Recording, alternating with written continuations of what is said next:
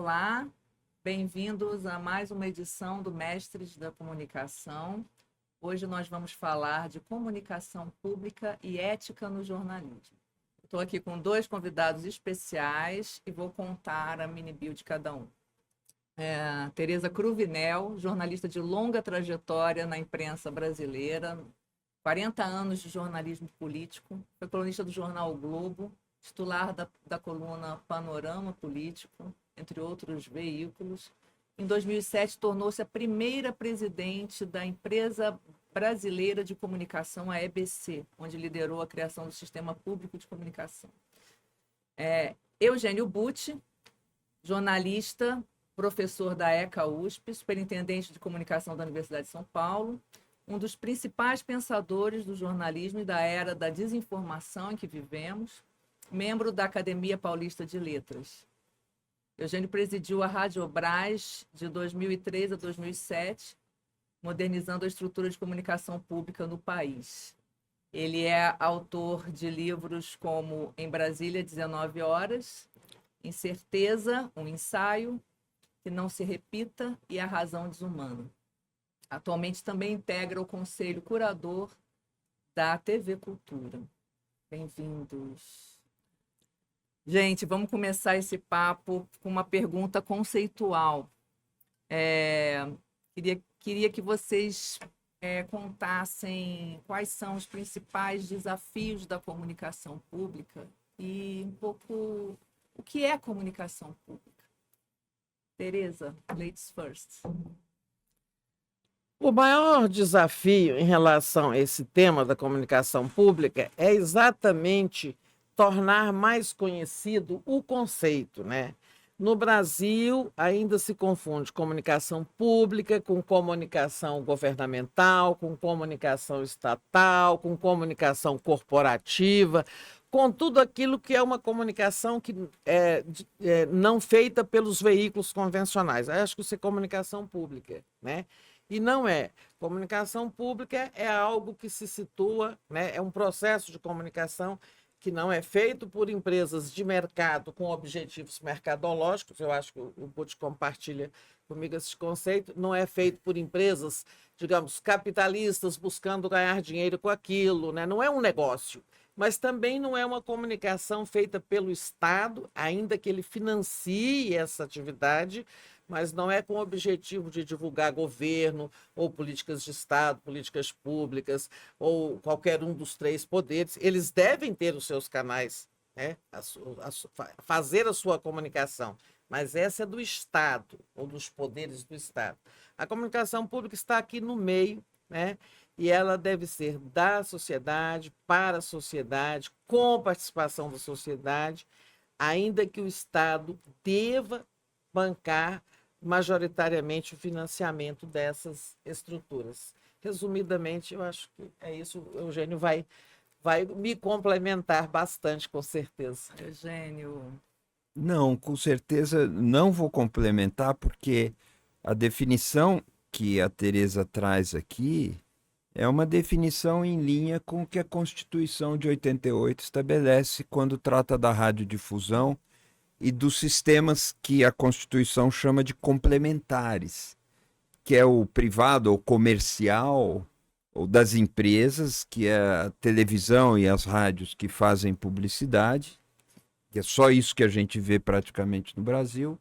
Um outro lado que deveria ser o estatal, como TV Senado, como TV Justiça. TV Justiça, a comunicação, enfim, direta dos poderes na radiodifusão, aqui estamos falando apenas da radiodifusão, e as emissoras públicas. Então, o melhor exemplo no Brasil, eu acho que ainda é a TV Cultura de São Paulo e a Rádio Cultura de São Paulo, mas é um caminho ainda inacabado. Nós não conseguimos, historicamente, deixar isso pronto. Mas quando a gente está falando de emissoras, a classificação me parece que é essa mesmo, e é uma classificação em linha com o que a Constituição define. E a gente tem essa questão persistente do aparelhamento, da instrumentalização da comunicação pública. Vocês viveram situações. Estou aqui com o livro do Eugênio, que é o Em Brasília, 19 horas. E lendo o livro da Tereza, já tendo lido o livro do Eugênio, assim, você tem muitos pontos em comum, que é justamente essa questão da guerra, né? Dos bastidores, da pressão absurda. Tereza, vamos falar um pouco do seu livro. Qual que você diria que foi a maior pressão que você sofreu nesse período de EBC, na presidência da EBC? Estes dois livros, né, o Em Brasília, 19 horas, Eugênio conta a experiência dele na presidência da Radiobras, e eu conto a minha experiência na criação da EBC, empresa Brasil de Comunicação. A Radiobras é brasileira de comunicação. Mas isso é só uma pequena nuance. A verdade é que foram experiências diferentes, bem diferentes, acho eu. Depois a gente vai ver o que diz o Eugênio. Porque vivemos coisas diferentes, tá? O Eugênio assumiu a presidência da empresa governamental de comunicação, ou estatal, que era a Radiobras, uma empresa criada lá ainda na ditadura para fazer serviços para o governo, ou seja, para fazer comunicação governamental. E uma empresa que já estava com muitos problemas, muito sucateada e tal. E o Eugênio ali semeou assim, digamos, os genes da comunicação pública com muito esforço, fazendo as pessoas compreender. E acho que, assim, embora aquela empresa não fosse de comunicação pública, você implantou ali os primeiros genes, né, de uma comunicação pública, dos princípios da comunicação pública, mas como aquela não era uma empresa para fazer comunicação pública, embora fosse louvável o seu esforço, eu me lembro que a gente depois incorporou a Radiobras e eu encontrava muitos quadros com os princípios da comunicação, os princípios éticos, e falava, ele formulou essa frase, né, e tal.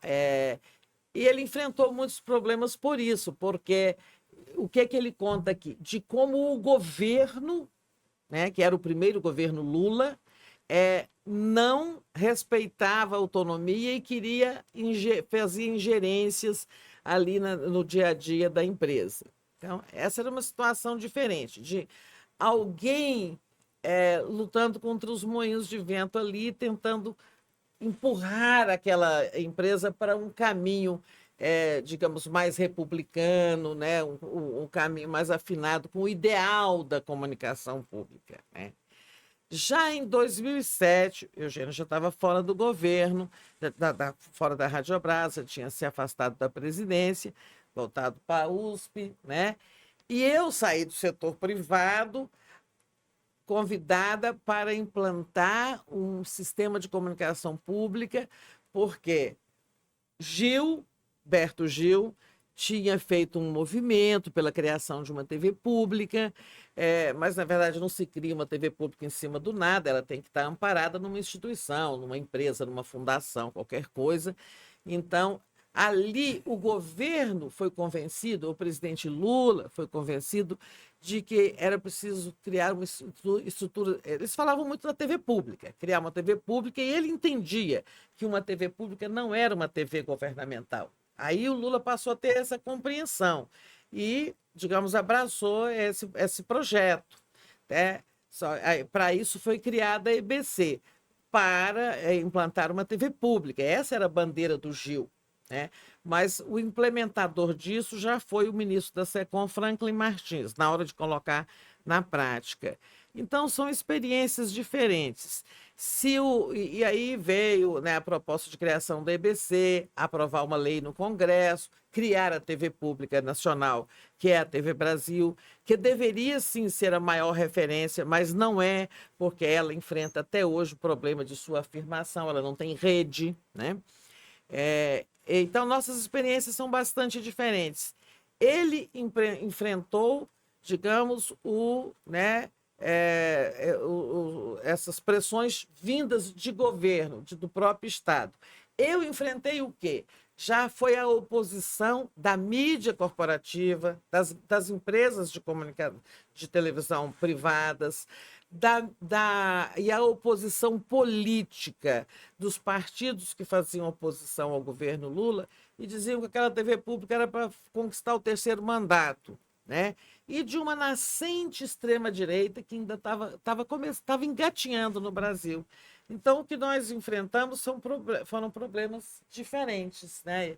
Em minha avaliação. Não, é sensacional escutar você, Tereza. Sensacional. Pô, eu já estou começando a falar. Você já Posso? pode falar, Claro. pode ir embora. Porque, de fato, eu acho que são experiências diferentes. E eu vi nascer a ideia da TV pública, essa ideia de comunicação. Do fórum, você ainda estava na Isso. presidência? Não, quando a gente organizou, eu digo a gente, porque foi um esforço da Radiobras e do Ministério da Cultura, e nós tínhamos, nesse primeiro fórum, 8 grupos de discussão. Pessoas da Radiobras dirigiram 4 desses fóruns, os outros 4 foram dirigidos, acho que por pessoas do Ministério da Cultura e talvez alguém de fora. Eu não... Intervozes, do FNDC. Todos eles participaram. Mas aquilo era uma causa para todos nós e eu tive uma relação muito boa com o Ministério da Cultura e as pessoas que estavam na Radiobras também. Você diz que eu assumi a Radiobras como uma empresa que prestava serviços para o governo. A origem dela. A origem. Mas uma coisa que para mim foi muito importante na época foi que eu detectei que no regimento, no estatuto, nos marcos legais da Radiobras, não havia nenhuma atribuição de porta-voz, nenhuma atribuição de representação de interesses do governo, nenhuma atribuição de funções que hoje cabem à SECOM, vamos dizer assim. Ela tinha que administrar emissoras que eram emissoras que cumpririam as determinações que começam na Constituição. Uma comunicação, portanto, que teria que ser desprovida de interesses partidários, desprovida de interesses religiosos. Então, o que eu fiz? Você achou uma brecha para a comunicação pública? Eu achei uma brecha. O que eu fiz? Falei, nós não temos obrigação de ser... Vamos usar um termo governamental. Vamos usar um termo comum. Nós não temos obrigação de ser chapa branca. Nada na lei nos obriga ou determina que a gente cumpra uma função de representar interesses do governo. Então eu achei essa brecha, esse vazio. E foi aí que nós começamos a trabalhar na direção de uma natureza pública, uma emissora que fosse... Porque, na verdade, a Radiobras já era um conjunto de emissoras. Nós tínhamos várias emissoras de rádio. Já tinha sido muito maior no passado. Já. Nós já tínhamos várias emissoras de rádio. Em Brasília, tínhamos a TV Nacional, que era uma TV aberta, e que não era a mesma coisa que a NBR, na época, que fazia a comunicação governamental propriamente dita. Na TV Nacional... nós exibíamos programação da TV Cultura e coisas nossas também que, enfim, existia esse vazio. Como a lei não obrigava a empresa a representar interesses do governo, nós começamos a trabalhar na direção de uma comunicação que só podia ser democrática e republicana. E foi assim que as pessoas que estavam na Radiobras naquele período contribuíram muito para a construção dessa mentalidade que uma democracia precisa de comunicação não comercial, não estatal, não governamental, um vazio que era preciso construir. E alguma coisa ali a gente conseguiu ir fazendo, Com certeza, sabe? Alguma coisa foi indo. Agora, como o seu livro mostra muito bem, é uma estrutura muito menor do que a que vocês depois conseguiram construir com a fusão da Radiobras e da TVE do Rio de Janeiro. E eu acho interessante, Tereza, que o seu livro, Memória de um Desafio, tem no subtítulo A Guerra da TV Pública e a Criação do Sistema EBC. E o meu livro, Em Brasília, 19 horas, tem o subtítulo A Guerra entre a Chapa Branca e o Direito à Informação no primeiro governo Lula. Eu e você, Engraçado. a gente se sentiu Numa guerra. Talvez porque a gente não seja político, formado na política e tal. Ou talvez porque seja uma guerra de fato. Mas eu também admirei muito. E você conta no livro algumas coisas. Você conta que quando você saiu, eu liguei para você e te cumprimentei pelo trabalho. Nossa, E me disse, confortou tanto. E sua disse, ligação. fica tranquila que você fez um bom trabalho. Né? Você lembra isso? E eu admirei tanto, tanto você abandonar um posto de consagração. Você estava muito bem profissionalmente no Globo e falou, eu vou para lá por esse ideal. Sabe quando eu fui para a IBC, cheguei lá para dar expediente, um funcionário muito graduado, muito respeitável, que eu aprendi muito a respeitar, que fazia controladoria, fazia todo o controle de contabilidade, Militino, grande profissional. Falou, o senhor tem noção que o senhor está vindo para cá para ganhar muito menos? E eu falei, não, eu tenho noção. Sei disso. E você fez isso. Você fez isso. A minha admiração por você, que já era grande, cresceu nesse dia. E eu vi e acompanhei, porque várias pessoas trabalhavam comigo, trabalharam com você. Acompanhei o que foi a sua luta lá. Mas foi uma beleza.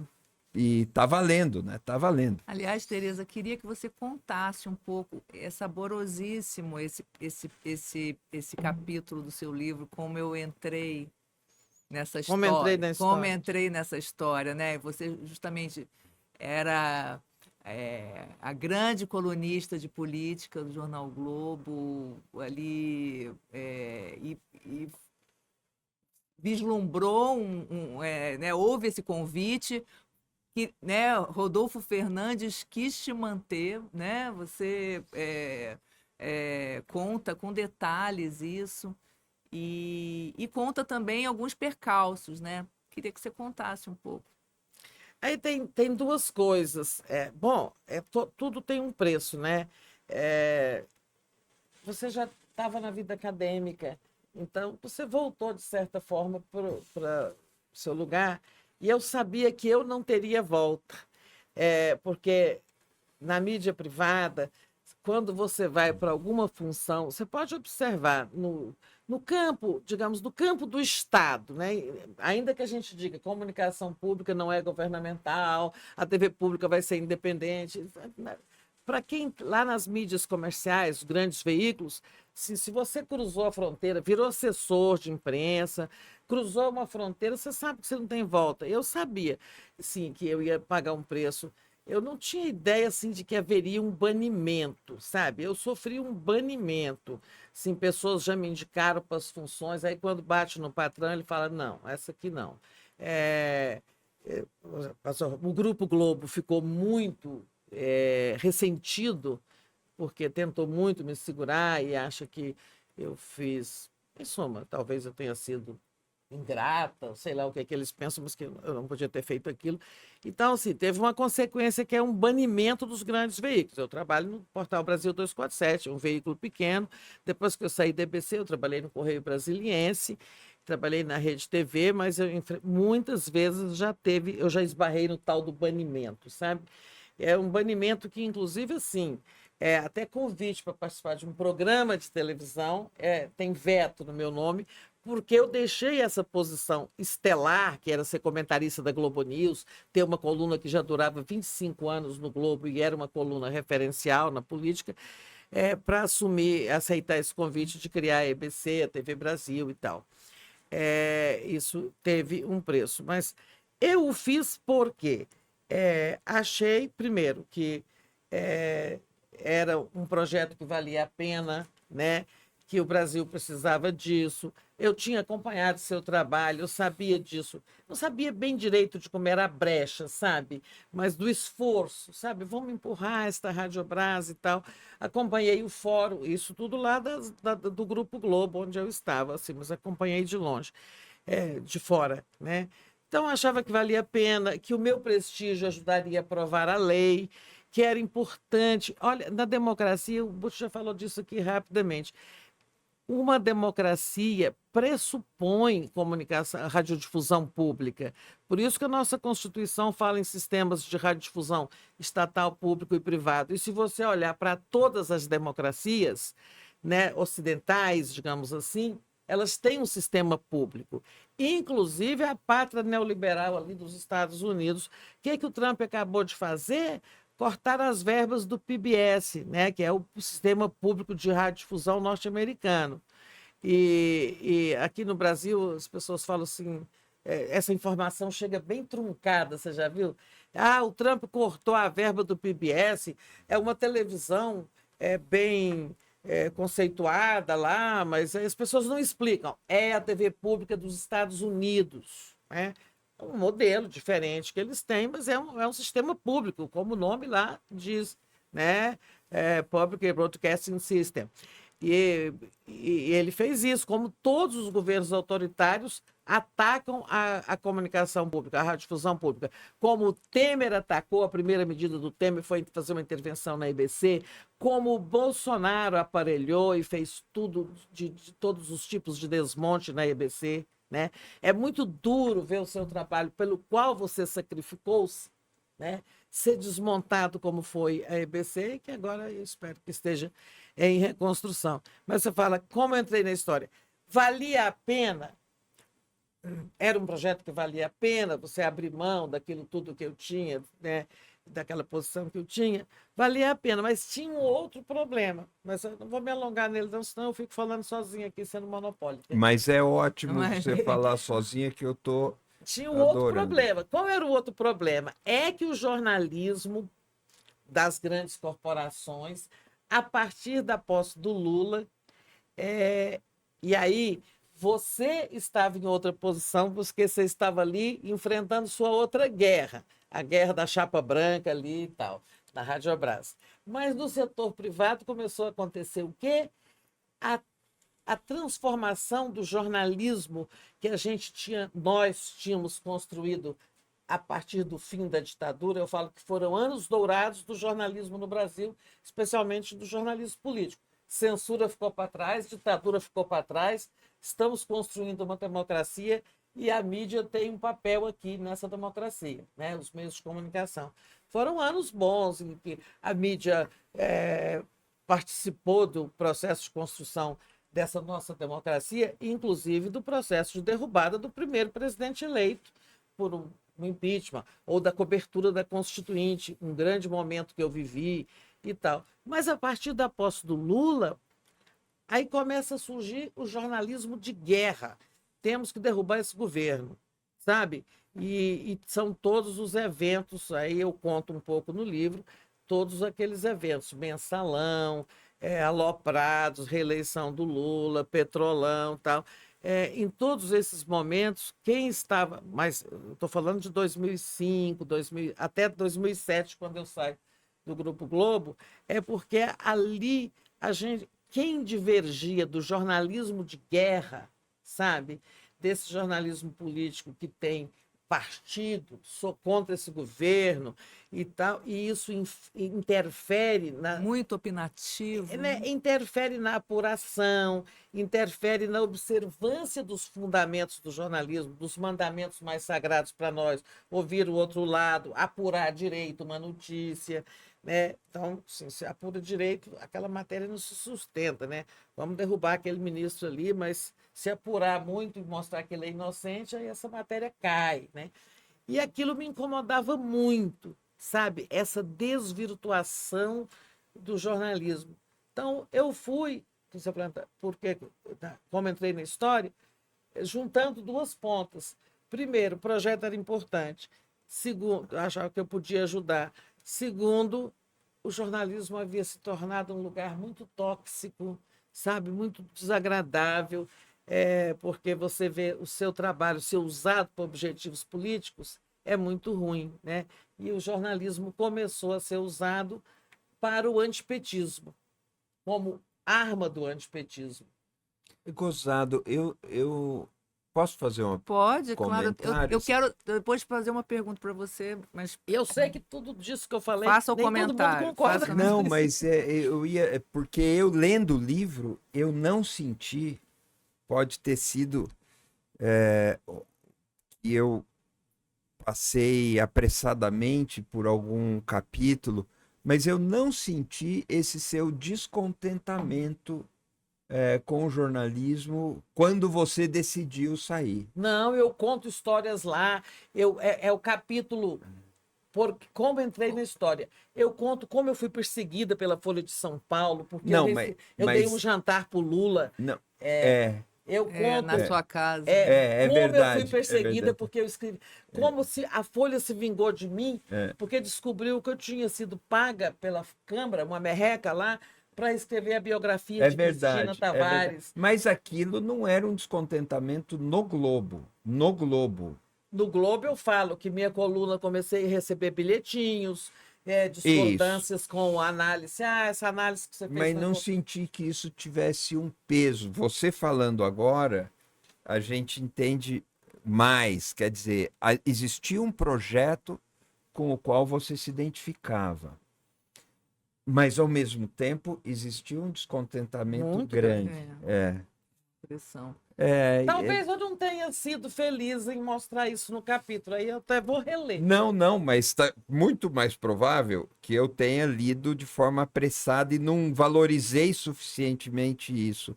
Até porque Mas você lê um arquivo, né? eu li em tela de computador. Eu li também, mas eu A gente senti. lê mais rápido. Mas eu senti seu descontentamento ali fortemente, assim, eu senti Já que, antes de sair do Globo, né? que não tava bom, né? Que você até você foi o Rodolfo Fernandes, que era o editor do Globo, inclusive te levou para Conversar com o João conversar com o Roberto. João Roberto e você Foi firme, foi né? firme e não. Eu não quis né, contar você a não conversa com o João Roberto em detalhes, para, digamos, não esticar a meada, mas foi uma conversa muito difícil, porque eu falava desses meus descontentamentos e ele me contestava dizendo que não era bem assim. Olha, gente, quero saber mais disso. A gente vai dar um break aqui. Vamos para o intervalo e voltamos daqui a pouco no próximo bloco com mais Eugênio Butti e Tereza Cruvinel.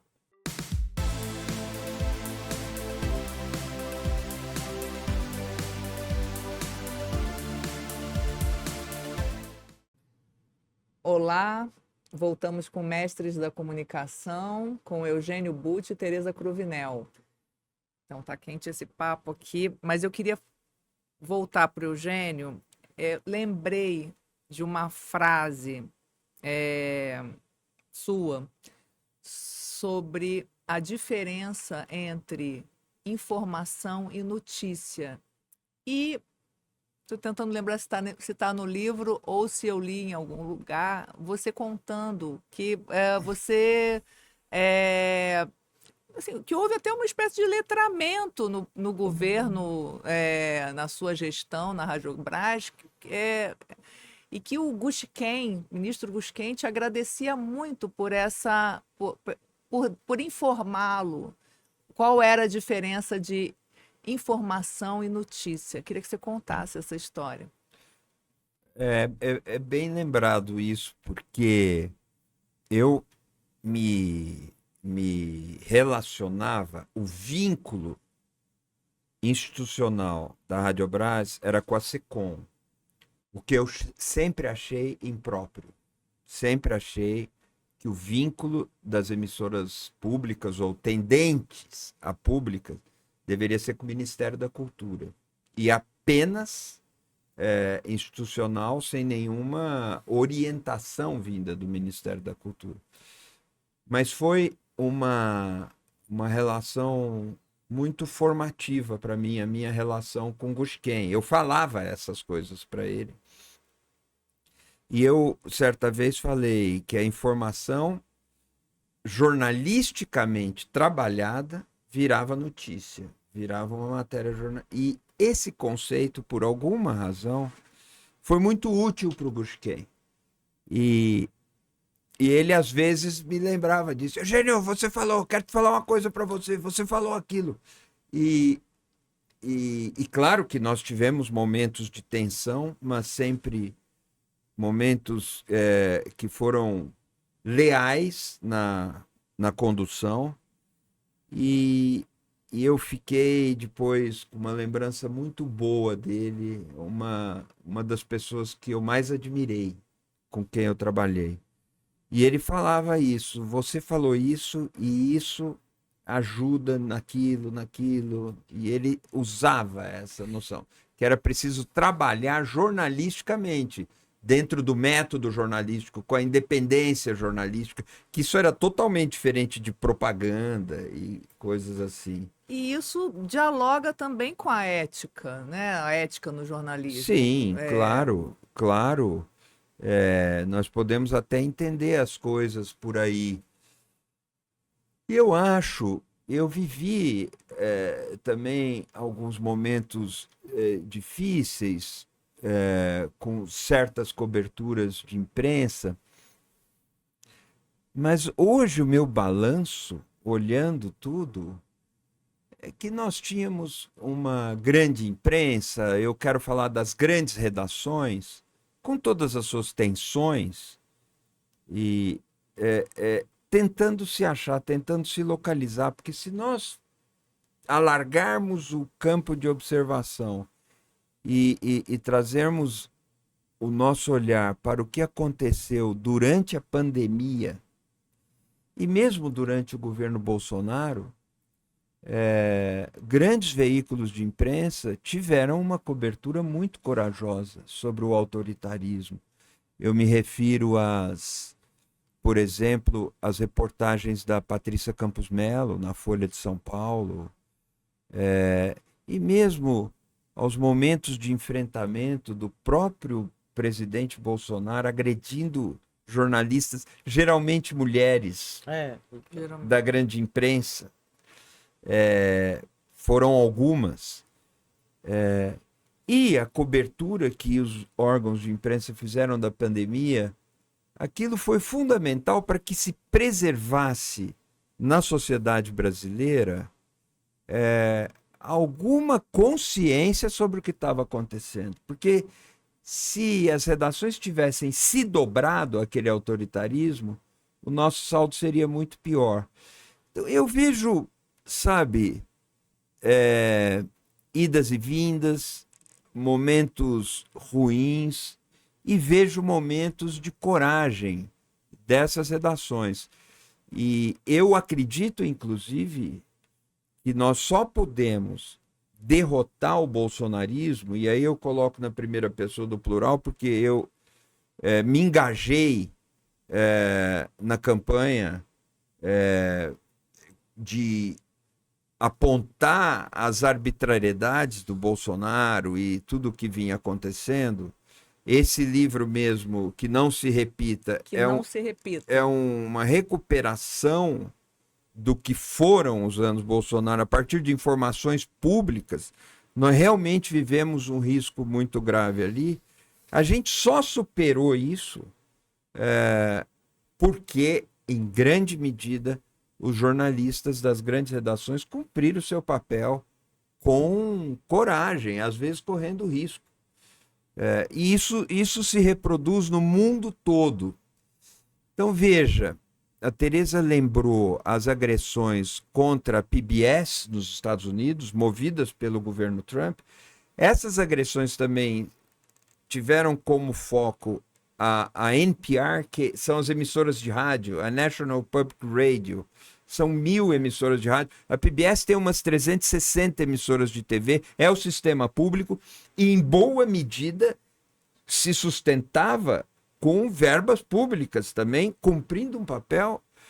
Mas a mesma força retrógrada, obscurantistas, que atacou essas instituições, está atacando as universidades. Harvard teve prejuízos sérios, porque pesquisas tiveram que ser interrompidas.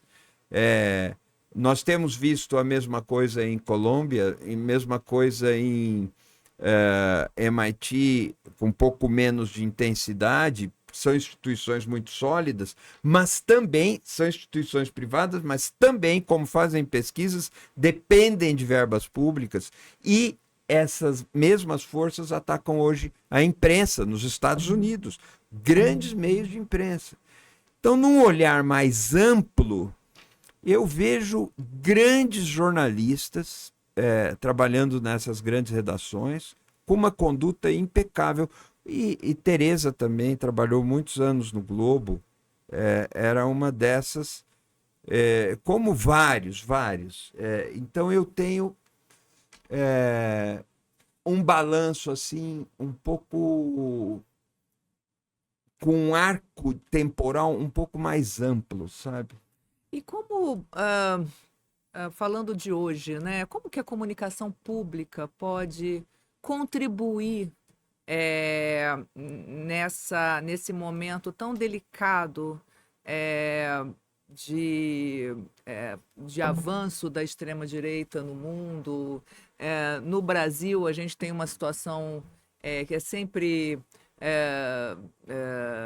delicada também. Como é que vocês veem o papel da comunicação pública e a própria proteção da independência editorial na comunicação pública? Deixa eu voltar um pouquinho aqui, esse olhar do Butch sobre, né, um arco temporal mais largo sobre a imprensa brasileira, e de brasileira em geral. Eu disse que eu acho que é importante o que não se repita, mas é um corte, né, histórico ali que você faz naquele período, né? Mas olhando assim mais largamente, eu acho que há um período muito virtuoso da imprensa brasileira como um todo, do conjunto de veículos de comunicação, no período que vai do fim da ditadura, se a gente marcar 85, ano da eleição do primeiro presidente civil, né? Se a gente, que é a posse de Sarney, a eleição do Tancredo Sarney, dali até a posse de Lula, nós temos um período muito virtuoso. A imprensa fez grandes coisas, grandes coberturas, não só a imprensa política, grandes coberturas em diferentes frentes, né, da sociedade, nesse período aí. Depois, eu acho que tem um período de desvirtuamento, que eu acho que vai da posse do Lula até quando acaba o ciclo de governos petistas, que é com o impeachment da Dilma. Esse é um período, para mim, negativo para o conjunto dos veículos de comunicação do Brasil, porque há uma partidarização. O antipetismo contamina os nossos veículos também, né? E nas redações ocorre uma coisa estranha, assim. Não há mais aquela luta de classes, entre aspas, é uma metáfora meio rasa, mas assim, entre o aquário e a redação. O aquário representa os donos, a redação é a força de trabalho. Isso a Tereza fala, porque as chefias das redações, elas ficam dentro de salas envidraçadas. Ficava, pelo menos. Então, mas assim, nós, os jornalistas da redação, a gente sempre querendo fazer o jornalismo, digamos assim, mais agressivo, no sentido de cumprir seus objetivos e tal, e às vezes os interesses econômicos dos donos no aquário, essa matéria não vai sair, ela contraria interesses ali, aqui, aquilo outro, né? Então, eu acho que esse período é ruim, que vai até a derrubada da Dilma. No governo Temer, aí a imprensa fala, puxa, né, nós queríamos tanto nos livrar dos governos petistas e tem aquele governo desastroso do Temer, mas isso vai durar pouco, né? Dura pouco, uns 2 anos e tal, e aí vem o Bolsonaro, né? E já na campanha ele agride jornalistas mulheres, principalmente, como você lembrou, ele já tem um tratamento hostil a todos os veículos de comunicação, e inclusive ele se insurge muito contra a TV Globo, o Grupo Globo, né? E o governo dele é de perseguição à liberdade de imprensa, né? De perseguição à liberdade de expressão, de perseguição a jornalistas, de confronto com os veículos e tal, tudo isso. E agora eu acho que tem uma interrogação, né? Aí Bolsonaro foi embora, né? Vencemos o golpe, isso que você conta que não se repita é uma lição para, né? Tem muitas lições para a gente tirar Lembrando, disso. inclusive, que se não fosse um consórcio de imprensa, nós não saberíamos os números da pandemia até hoje. Nossa, na pandemia, então, aí é um momento muito. Acho que, novamente, a imprensa resgata bem o seu papel, resiste, né, durante o governo Bolsonaro, e ela resgata, digamos assim, aquilo também que ela fez naquele período pós-ditadura, aquele momento virtuoso. Ah, então você também vê isso, essa... Ali, sim, ela é virtuosa, eu reconheço, a imprensa, os meios de comunicação no seu conjunto, vamos falar mídia, porque é uma palavra só que resolve, né, ela foi virtuosa, foi corajosa, foi coerente com os fundamentos do jornalismo, fez as denúncias que precisavam ser feitas, prestou serviços que precisavam ser feitos e tal. Mas isso acabou a pandemia, depois acabou o Bolsonaro, e no golpe também. É muito bom ver um editorial do Estadão defendendo que não dizendo que não deve haver anistia para golpistas, né? Isso é uma coisa muito boa, né? Outro, assim, tem dias aí que teve um dia que a gente teve 3 editoriais dos 3 maiores jornais Verdade. defendendo a punição dos golpistas. Tudo isso é bom. Agora tem uma interrogação pela frente, que é a sucessão do ano que vem, né? A gente sabe que a mídia gostaria muito que não houvesse reeleição do presidente Lula, né? Mas, por outro lado, as forças conservadoras não têm candidato, né? E aí nós vamos ver o que vai prevalecer.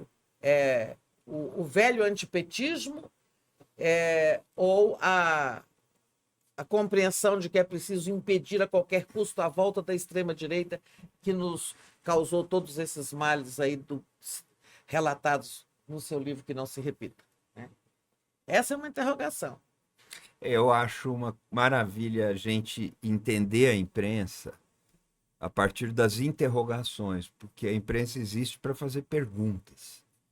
E, de fato, as coisas estão indefinidas. Mas eu, seja como professor, como colaborador de jornais, que eu sou até hoje, eu escrevo regularmente no Estadão, inclusive boa parte desse Que Não Se Repita vem Dos artigos do Estadão. Né? Das anotações dos artigos do Estadão, que eu me baseei neles. Seja conversando com jornalistas, quanto mais o tempo passa, mais eu admiro jornalistas. Jornalistas que estão em grandes veículos ou em pequenos veículos que a gente hoje precariamente chama de alternativos, talvez não sejam... A gente chama de mídia independente. Ou mídia independente. Porque no tempo da ditadura a gente falava imprensa alternativa. Ou nanica. A gente tem várias expressões. E tem gente fazendo um trabalho incrível. Eu sempre observo o que a agência pública faz, que me parece uma coisa insubstituível, mas tem muitos. E eu cada vez mais admiro jornalistas, porque é uma profissão que sem coragem pessoal, sem método, sem desprendimento, sem capacidade de trabalhar desprovido de interesse, ela não se realiza. E eu não tenho dúvida de que para resistir à extrema-direita A imprensa jogou um papel muito importante. Com certeza. Agora, a interrogação está em aberto, né? Vamos ver como vai ser. Agora, Eugênio, até a Tereza faz essa provocação no final do livro, um pouco, se fala menos de comunicação pública hoje. Acabamos não falando na última pergunta. Eu mudei de assunto. Como a gente volta. Mas como que a comunicação pública, qual o papel da comunicação pública nesse momento tão turbulento? Nós estamos falando comunicação pública na maneira como a Tereza introduziu o tema aqui, das emissoras públicas, ou seja, rádio, televisão e, em boa medida, internet. A gente tem muita coisa para aprender ainda. Porque o fato é que nós não conseguimos fazer da estrutura da empresa pública, da Radiobras, depois EBC, uma instituição de emissoras públicas de verdade. O trabalho não ficou concluído. E tem umas ironias. Uma delas é que a TV Cultura de São Paulo, a Fundação Padre Anchieta, que foi concebida como ela é até hoje, no governo Abreu Sodré, no governo da ditadura, nos anos 60, final dos anos 60, deu a essa instituição uma sobrevida surpreendente, que hoje o governo de São Paulo, que está retirando recursos ou não está fazendo os repasses que deveria fazer para a Fundação Padre Anchieta, esse governo tem dificuldade, muita dificuldade, de quebrar as linhas de comando da TV Cultura. É uma estrutura organizacional que coloca o conselho curador, cuja maioria é de membros eletivos, são pessoas que foram eleitas pelo próprio conselho curador, como uma barreira contra intervenções governamentais. Durante muitos períodos, no entanto, o governo mandava e desmandava dentro da Fundação Padre Anchieta. Agora, o que a gente vê é que isso não funciona e o governo de São Paulo, muito alinhado com o bolsonarismo, tem dificuldade em quebrar as linhas de comando da TV Cultura e de fazer da TV Cultura uma instituição de sua propaganda. Tem dificuldade. Então é um espaço bom. Nós poderíamos ter feito isso com outros arranjos institucionais também na EBC. Agora, eu fui lá, não consegui fazer. Imagina, uma das coisas que eu fiz lá era o Café com o Presidente. Era um programa jornalístico? Em boa medida era, porque repercutia muito nos canais jornalísticos, nos telejornais. Faltava mídia. Faltava mídia. Era autêntico. Mas era um programa de propaganda do governo? Também era um programa de propaganda do governo. Era ambíguo, e eu falo isso claramente. Momentos, assim, conseguir, a Tereza diz, plantar algumas sementes, pode ser, mas não consegui fazer. E o fato é que quando alguém quis fazer intervenção dentro da EBC, conseguiu. No tempo do Bolsonaro, eram exibidos programas de proselitismo religioso dentro da EBC, que é uma coisa. Mas eu falei muito, eu queria escutar. Mas eu queria voltar no assunto da relevância também, né? Quer dizer, e não falamos de orçamento, né? Não, mas agora eu quero falar sobre o que você perguntou para ele. O que Tá. pode a comunicação pública fazer hoje? Né? Porque o que nós estamos vivendo hoje? Né? Essa disrupção, né, digital, a construção de um cidadão desinformado, esse é o objetivo das big techs, né, das redes sociais, a prevalência da mentira, né, da fake news e tal. Isso tudo para quê? Para gerar um cidadão desinformado. que se submeta a governos autoritários, aos autocratas da extrema-direita, tudo isso. Então, a comunicação pública tem um papel nisso, a meu ver, continua tendo tão ou mais importante quanto o que ela já tinha antes, né? Por que que a comunicação era importante? Vamos olhar para o passado. Antes de redes da erupção da internet, né? Da força vulcânica da internet. Era importante porque a gente tinha mídias estatais, mídias privadas, e era importante que houvesse alguma coisa no meio termo aí, que garantisse pluralidade, voz para quem não tem voz, tratar dos temas que nem a mídia estatal, nem a mídia comercial trata. Eu sempre dava exemplo, nós tínhamos na TV Brasil, no meu tempo, um programa chamado Programa Especial, voltado para pessoas especiais, apresentado por uma pessoa com síndrome de Down, e que tratava de questões de deficiências em geral, mentais, físicas e tais. Esse programa, claro que hoje ele não existe mais, foi tirado pelo bolsonarismo do ar, né? Tirado do ar pelo bolsonarismo. E uma TV comercial ia fazer um programa sobre esse tema que não dá anúncio, vai fazer o quê? Anúncio de cadeira de roda, sabe? Não tá. A TV comercial só faz programa que atrai anunciante. Se o programa não atrai anunciante, não dá dinheiro, a TV comercial não faz. E a TV estatal só faz aquilo que tem também rendimento político, né? Então, um programa para uma minoria, ninguém vai fazer. Isso se chama programação complementar das mídias públicas. Tratar de temas que só a mídia pública vai tratar, né? Então, ela continua tendo... ela já era importante por essas coisas. Dar voz a quem não tem, complementar, estimular o debate público, tratar dos temas que as outras mídias não tratam. Uma série de atribuições das mídias públicas. Hoje, né, nesse mundo da mentira, da fake news, das mídias sociais desgovernadas e das big techs com seus algoritmos, criar cidadão imune a isso, à manipulação, à mentira, é muito importante. E as mídias públicas continuam podendo contribuir muito para isso. Agora, aqui no Brasil é muito difícil, porque nós não tivemos mídias públicas nos 50 anos que se seguiram à chegada do rádio e da televisão. Então, criar isso tardiamente é muito difícil, né? Outra ironia é que o rádio nasceu como rádio clube, como associação comunitária, e rapidamente virou comercial. Tudo aqui era o seguinte, a nossa opção foi sempre só ter mídia comercial.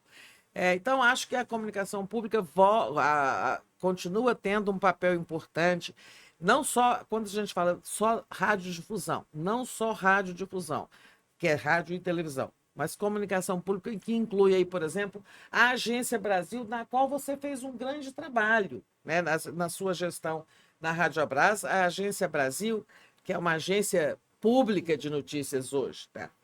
A EBC, em particular, né, ela viveu um problema, assim. Nós criamos uma grande estrutura, nosso objetivo é criar um sistema público de comunicação, o sistema EBC, de que eu falo aí na capa do livro. Esse sistema tem a TV Pública, a TV Brasil, 7 rádios públicas, as nacional, e a Agência Brasil, onde eu falo que o Butch fez um grande trabalho de qualificação do jornalismo da Agência Brasil, que ela é muito importante, ela fornece conteúdo jornalístico de qualidade, gratuito para qualquer... Sabe, se você montar um jornal lá no Brasil Profundo, em alguma cidadezinha, você pode usar os conteúdos da Agência Brasil, que são confiáveis, né? Isso é importante ainda. Mas esse sistema que nós juntamos esses canais todos para criar uma TV pública, uma agência pública, uma rede de rádio que nunca se consolidou também, foi golpeado muito cedo, né? No meu tempo, a TV pública não se expandiu, porque ela ficou com 3 canais apenas, montamos um em São Paulo, 4, e fazia rede com TVs estaduais, né? Não com a TV Cultura, porque ela já é em si uma TV autossuficiente, mas as outras educativas dos outros estados.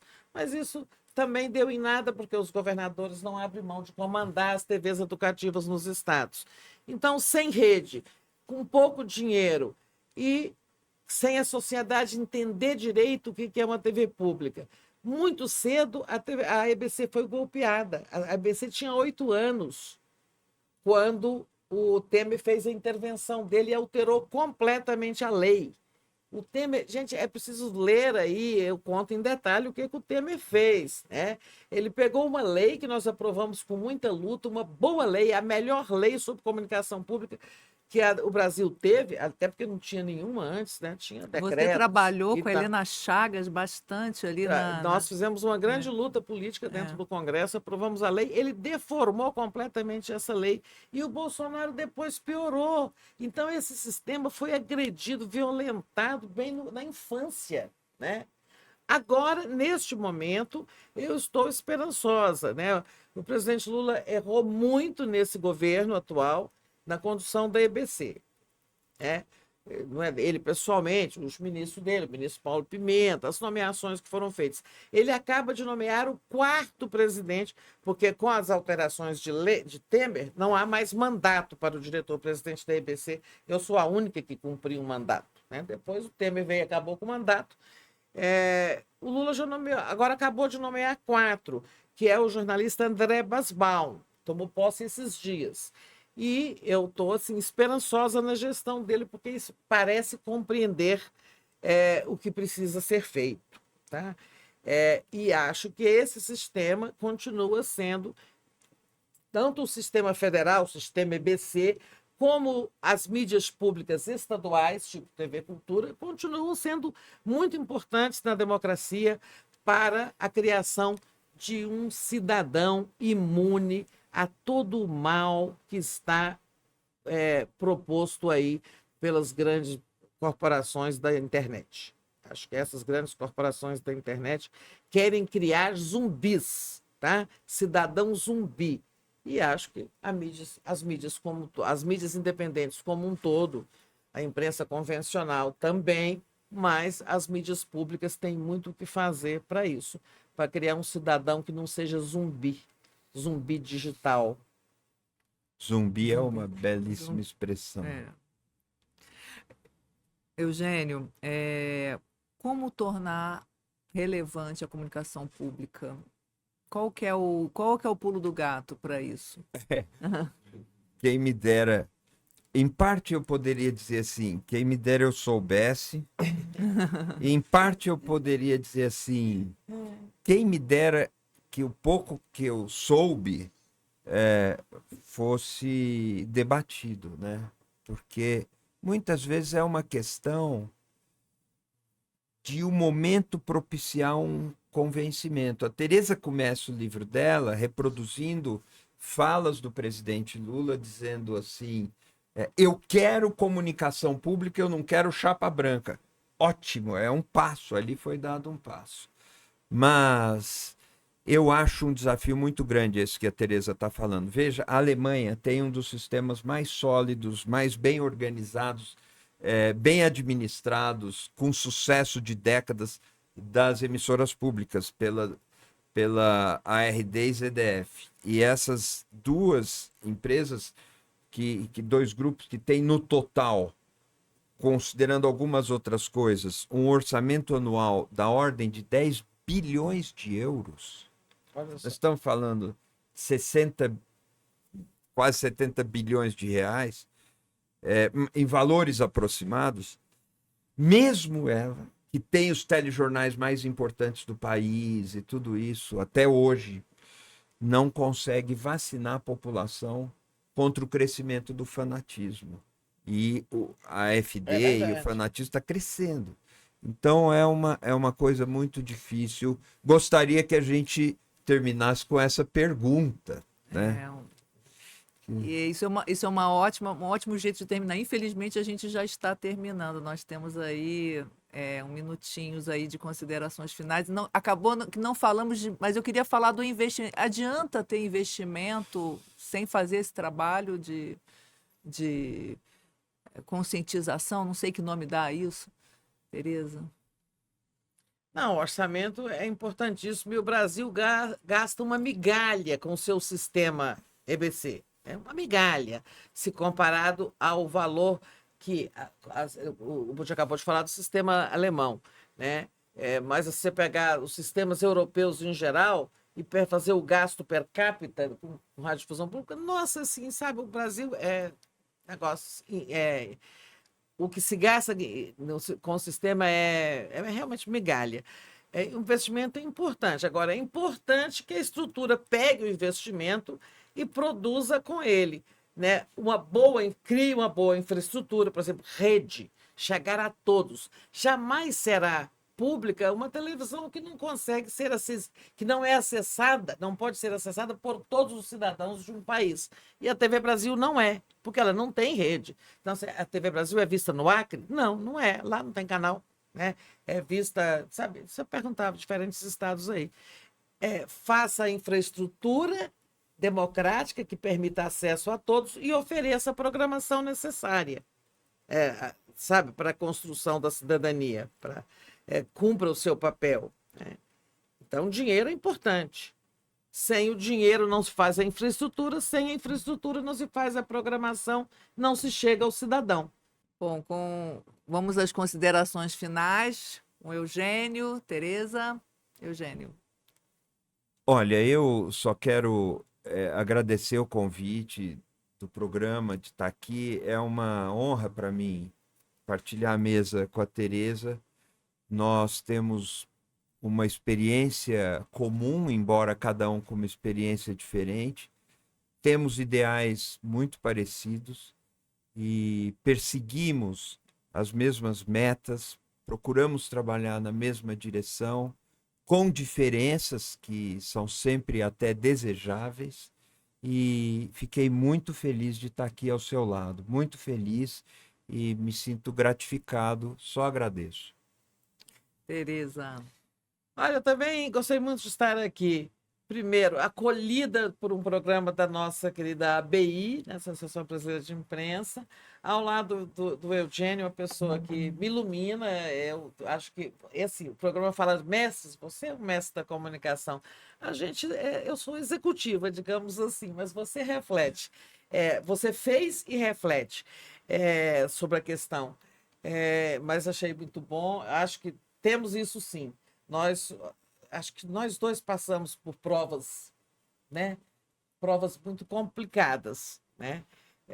Desafios, vou usar a expressão do meu livro. Espero que todo mundo leia meu livro em algum momento, porque eu falo sobre uma experiência e a retomada dela. Eu termino propondo que a gente retome o debate sobre comunicação e radiodifusão pública, porque isso é importante para a democracia nesses tempos que nós estamos vivendo. Continuo achando isso, é preciso garantir recursos para que o sistema público federal, que é o sistema EBC, e as mídias públicas estaduais, todos sobrevivam e cumpram o seu papel. Muito obrigada, gente. Chegamos ao fim de mais um Mestres da Comunicação. Voltamos em breve. Obrigada.